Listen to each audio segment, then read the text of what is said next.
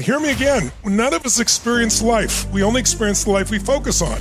And our brains do three things really well: distort, delete, and generalize. And those are useful tools because your conscious mind can only focus on so much at a time. You're not thinking about the feeling of your clothing touching your skin till I mention it, or, the feeling of your heartbeat. We delete most of what's going on because there's only so much conscious awareness we have. So whatever you focus on, you feel, even if it's not true. If you think someone is taking advantage of you and you imagine them doing that, you're going to feel it in your body as if it happened. That's why the whole phrase that says, courageous person dies once, the coward dies 1,000 times. Because the coward's always thinking about, oh my God, what this happens? And so the experience in your body might as well have been through the death, the emotional death, whatever it is. You can change your focus. How fast, my friend? So while relationship is the base of it all, as we're about to see in more detail, I want you to remember, whether you're happy or not is completely your choice. Abraham Lincoln's very famous for saying, most people are as happy as they really choose to be. We all know what he did, what he accomplished, including how he passed, unfortunately. Failed in business at age 21, defeated in legislative race at 22, failed again in the business at age 24, overcame the death of his sweetheart at age 26, had a nervous breakdown at 27, lost a congressional race at 34, lost a congressional race at 36, lost a senatorial race at 45, failed in an effort to become vice president at 47, lost a senatorial race at 49, and was elected president of the United States at age 52. And saved the nation. It's like, this is life. He had so much darkness in his life, and yet he remained a light because he chose to focus on the light. Many things made you happy, I'm sure. I'd love to hear a couple of quick examples, but I want you to notice I did it because we were experiencing what he was going through. And by the way, some of you took what he was going through, translated to some of your experience. How many translated to some other area of your life? And it was unfinished.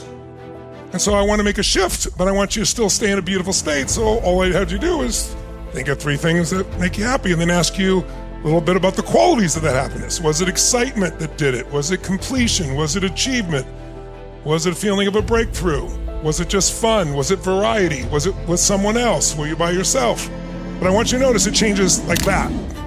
It is your choice to be happy or not. That's why you got to set a standard of how you're going to be. Because if it's only going to be what the environment triggers you to focus on, then you're going to be at the waste of social media or whoever's around you. If you're going to own yourself, you're going to have your own autonomy as a soul, you have to start to choose what you're going to focus on consciously. Because most of us have some idea of what the worst experience could possibly be. The experience that we couldn't come back from, or people wouldn't come back from, and some don't in these situations. In fact, some of you have heard, you're familiar, some of you, I've told you about it, but others, if you haven't, I just want to give you an example, and you've heard it before, remind you of it. So if I asked you, what would be the worst thing that could ever happen in life? The number one answer in North America for people say is if they became a quadriplegic. And if they asked them what's the best thing that could happen, believe it or not, the number one answer was win the lottery. Right? Those are the two. But what's interesting is there have been studies on people that have won the lottery and studies on people that have become quadriplegics. And the question is, 3 years after that experience, whether you lost the use of all your limbs or you won the lottery, who is happier? Who was happier? Well, it's kind of a setup. You immediately go, it must be the quadriplegic. Hell no, the quadriplegic wasn't happier. What are you thinking of yourself? Nor was the person who won the lottery. Because what happens is our brains adjust. If you don't drug the person who went through the quadriplegic, if they are able to be in their natural system, we have a natural happiness immune system. We adjust. Most people have a set point for their happiness, and they get back to it. It's interesting, the people in the lottery now, everybody wants something from you. You know what it's like when you really, how many have had something you wanted to give somebody and then you find out they expect it or demand it and it took away all the joy? Who knows what I'm talking about here, right? Well, imagine all of a sudden everybody wants something from you who didn't really care before. And those people now start to feel jaded and angry. And the people who can't move, what's interesting about them, if they start to move their finger this much for the first time, they get overjoyed because we all lose our references. Contrast is the most powerful tool I know to keep you balanced on your happiness. And that's where freedom comes from, right? You can be in a great relationship and make yourself miserable, true or false? Can you have a lot of people around you love you and not feel loved? Sure, you can focus on something that makes you feel unloved. You can make it up in your head. So it's all, whether we're happy or not, has nothing to do with the external world. It is only the internal world. I know you know that intellectually, but we want to experience that again and again this week until it goes from intellect into your body. That's when mastery happens, right? We talk about cognitive mastery. You understand it. That's cool. You need cognitive mastery, but that and $4 gets you a Starbucks. And meaning you got to have it, but it doesn't change your life. It gives you the chance to change your life. When you add to that cognitive understanding enough emotion and enough consistency where you link consequences, good ones doing the right things, painful things doing the wrong, then you start to apply it more consistently. But when you do it repetition with enough emotion, enough consistency, it gets in your body, then it's like automatic. Like how many of you have some area of your life where you have some real mastery, where someone else finds it difficult, but you're able to do something real easy that other people find hard, right? It's because you've done it so many times. We want to do that with happiness. But to do that, you have to make it a priority. You have to start to value happiness more. Because you're all getting what you value. You value achievement, and happiness is low on your list. You're going to get achievement, but you may not get happiness, right? Or joy, or love, or meaning. Whatever word you choose. It doesn't have to be the word happy, because we all have different neuroassociations of what those words mean. But whatever's going to be most fulfilling. So real fast, just 3 people. Tell me quick, what'd you focus on, and how much did it change your state? What were the qualities? Yes? So, Nick Champagne from New York City. Look it up. So 3 things that I'm happy about. 1, we just did this pre-experience in Dubai with about 200 people. 2, the opportunities in front of me.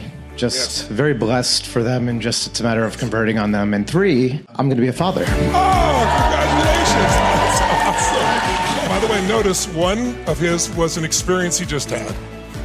It's completed. But he didn't let it be complete. It's still alive in him. Experience of the 200 people from coming to Dubai and sharing that. So he brought it back to life. So much of what we have, we discard.